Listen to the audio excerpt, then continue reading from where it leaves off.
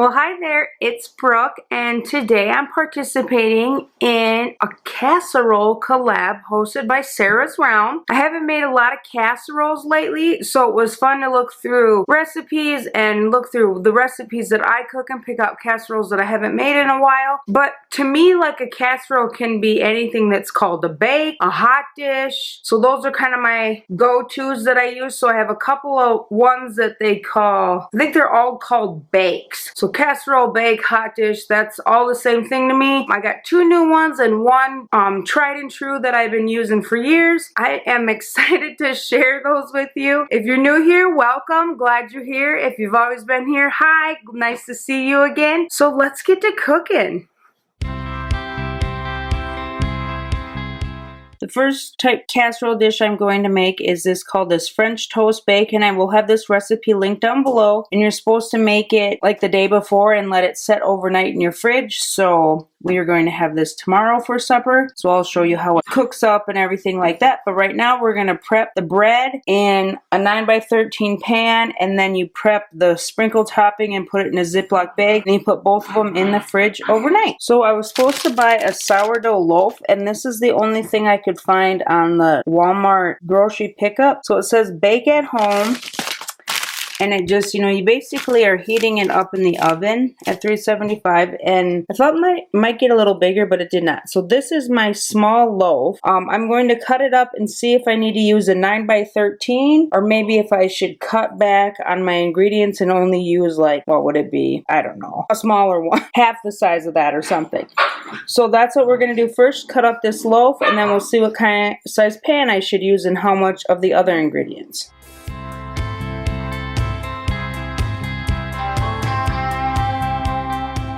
Okay, so I am going to cut this in half, so I just have to remember to have the recipe. So hopefully you can help me with that, because I feel like this won't even cover the bottom of a 9x13, and it fills up this one. I'll measure it for you.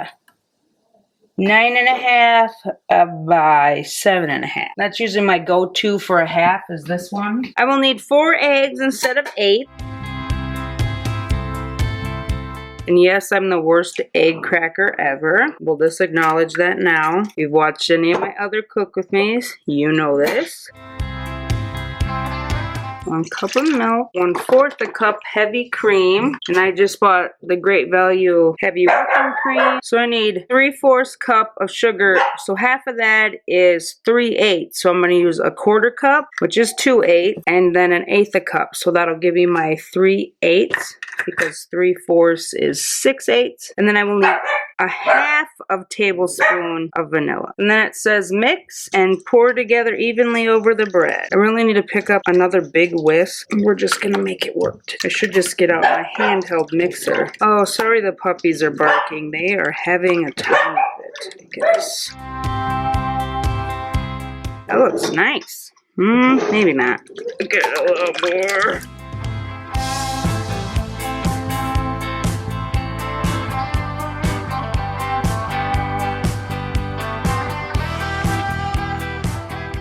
Cover your pan with saran wrap and refrigerate it overnight. I have lids for all my baking dishes, so I'm going to put that in the fridge. Now we're making the crumble topping. So I need a 1/4 cup of flour, a 1/4 cup of brown sugar, 1/8 teaspoon of salt, 1/2 teaspoon of cinnamon, and then I need 4 tablespoons of cold butter cut into cubes.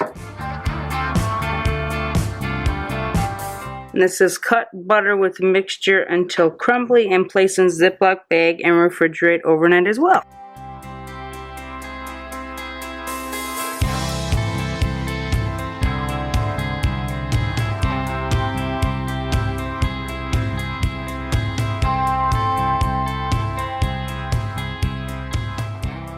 It is the next day, and I'm going to take my French toast bake out of the refrigerator, and you can see it's kind of settled at the bottom, and the directions say, take pan and Ziploc out when ready to bake, sprinkle crumbly mixture evenly over the bread, bake at 350 for 45 minutes to 1 hour depending on how soft you like it. I'm going to start with 45 minutes, and then we will see. So I'm going to sprinkle the topping on, wait for the oven to preheat, and then once it's cooking for a while, I will put these in the air air fryer. We've never had these before, so I saw them and I just thought I would try them. They looked good. And then also we have some strawberries I'm going to slice up and make a smoothie with. So I'll show you that. But I'm not going to cook the chicken or the sausage until that's been in the oven for a good long minute.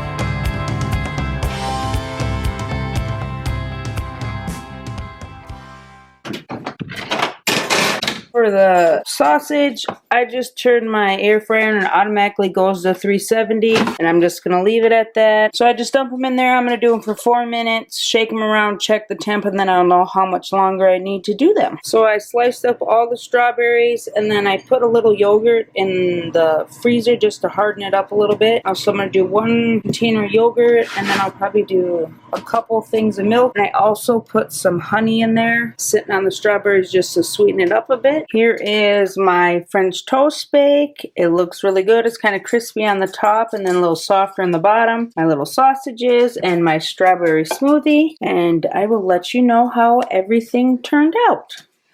So I wanted to let you know how the French toast bake was. It turned out excellent. Rex, you didn't get any. You don't know how it turned out. He's mad. That's why he's... Play tug. And it was good. Both the boys liked it. They both said make it again. They said it was delicious. The chicken apple sausages were good. Oliver even ate like 3 of them, and he rarely eats a lot of sausage, so that'll definitely be one I can make again. I have a little bit left in the fridge, so we'll see how it reheats. I'm thinking not the best, but that's fine. We pretty much ate the whole thing when I did a half a pan, and some of them did get kind of crunchy on the top, so I think I could have one more pan that it's a little longer that they would probably just do 1 layer on. So I'd probably use that next time just so they're all kind of sitting in the juices more, or the batter. It did get a little eggy, but that's how those things get, so I wasn't shocked about that. 4 thumbs up for the French toast bake.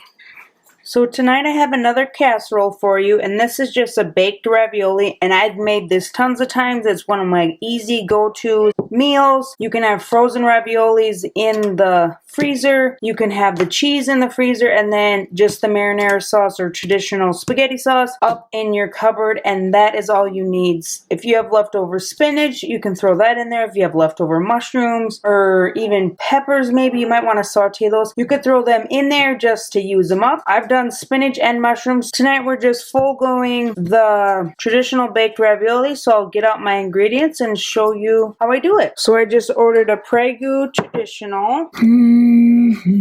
I got the beef ravioli. If you want to go vegetarian, get the cheese. I used to do the cheese. The boys like the beef better. And then your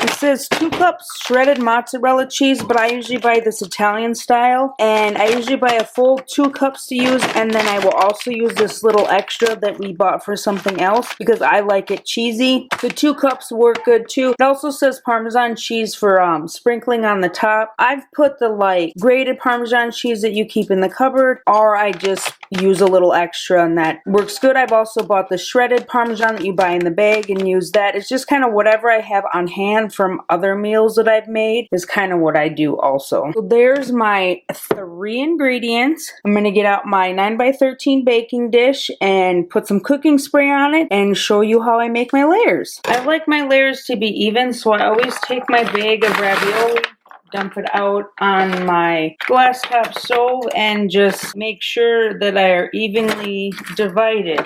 It's probably super weird and very unnecessary, but I just like to do it like this because then I know how many I have, and it helps me make my layers a little better.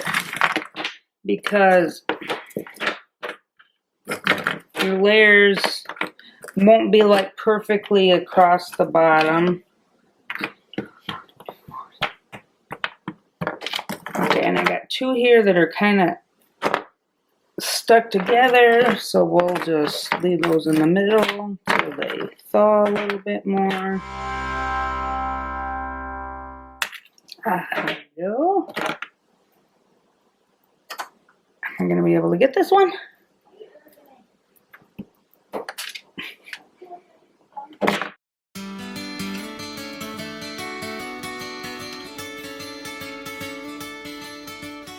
Nope. That'll just go there and we'll figure it out. Hopefully it'll come apart here. Got my 9x13 pan all greased, so now let's... Oh, no, wait. Missing a step. Slow down, Brooke. So your first step is you just want to take and kind of make a layer of this on the bottom.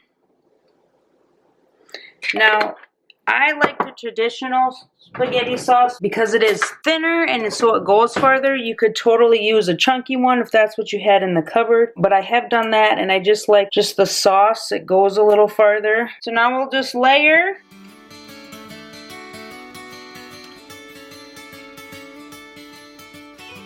I'll just go with that then. So I'm going to do half of the remaining pasta sauce.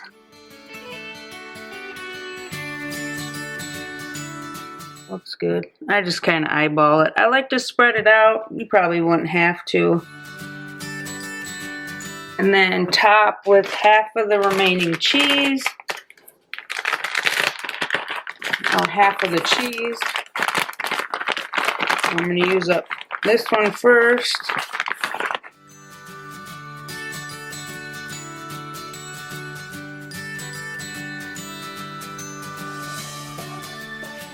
And now you do the second layer. Sometimes I call this my ravioli lasagna, rather than my ravioli casserole. Sometimes I tell the kids to quit being so picky and just eat it because I like it and the hubs likes it pretty good. It does reheat really well, so if you do have leftovers. I have bought the big bag of ravioli before, but then I had cut it apart and I just didn't like doing that, so I prefer to buy the small bags of ravioli. And I try to line up where I doubled them up before. So now the rest of the sauce. And another layer of cheese.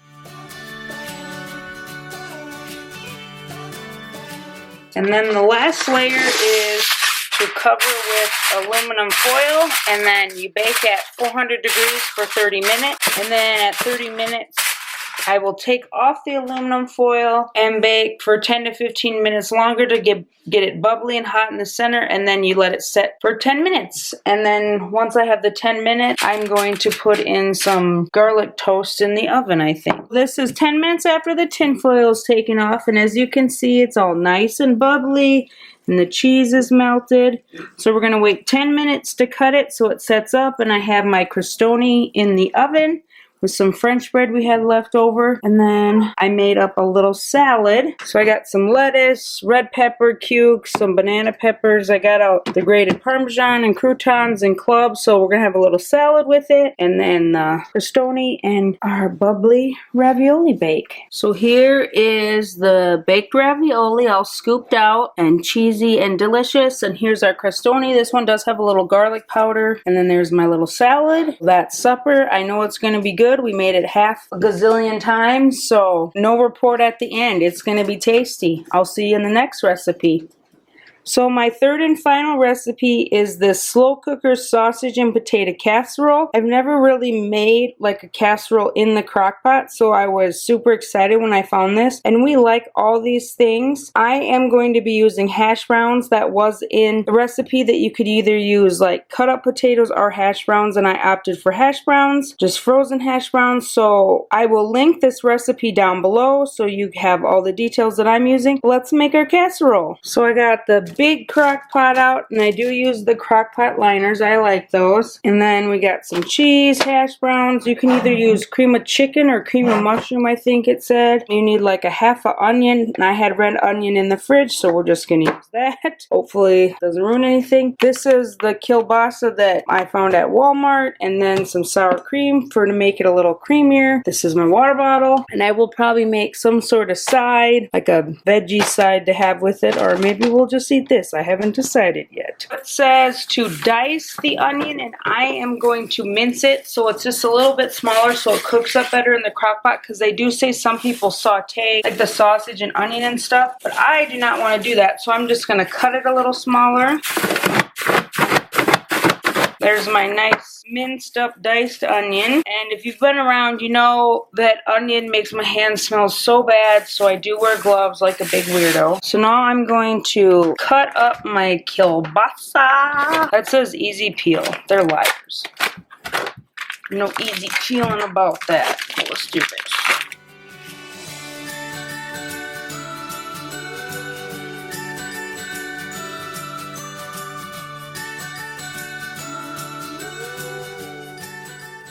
I want it to go farther in the potato, so I think I'm going to cut all these in half.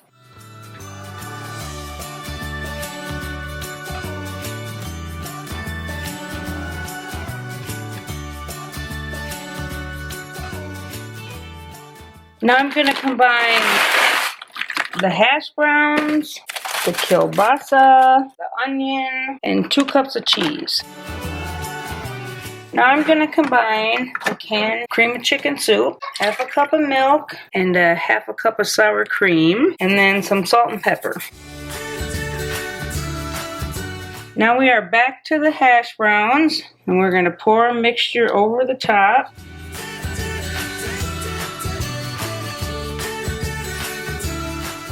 Now it says sprinkle the other half a cup of cheese over the top. You know how I feel about cheese. I'm going to give it a little more. Now I will cook this on low for 6 hours or high for 3 to 4, it says. So I have turned the crock pot off. Ooh. And check the potatoes, and it's nice and creamy, still pretty juicy. I checked it a while ago and it was maybe not as thick it is right now. I don't think you would need to put it in for as long as they said, especially if you're using the frozen hash browns. And then I just have some pineapple and I cut up some cucumbers, so I'll dish my plate. There's our simple little meal. I'll let you know how the casserole is. We're all finished with supper, and that was an excellent recipe. The hash browns did get a little mushy, so it was more like a cheesy mashed potato with the kielbasa, but so if you just cooked it for a little less and made sure they were soft, you'd get more of that hash brown kind of taste. So that's what I'd probably do next time, just not cook it as long. But either way, it's still really good. It had a nice flavor. Just simple, easy meal. It was so easy just throwing that in the crock pot and then having it ready when I got home. I really liked that part about it. It got thumbs up all around. I just wanted to say thanks again to Sarah at Sarah's Realm for hosting this casserole collab. It was super fun to find some new recipes and make one of my old favorites. I hope you enjoyed, got some inspiration, found some new recipes you might want to try. It was good trying new recipes. You definitely found some ones that we would like to use again. Hit that like button, subscribe, and I will see you in the next one.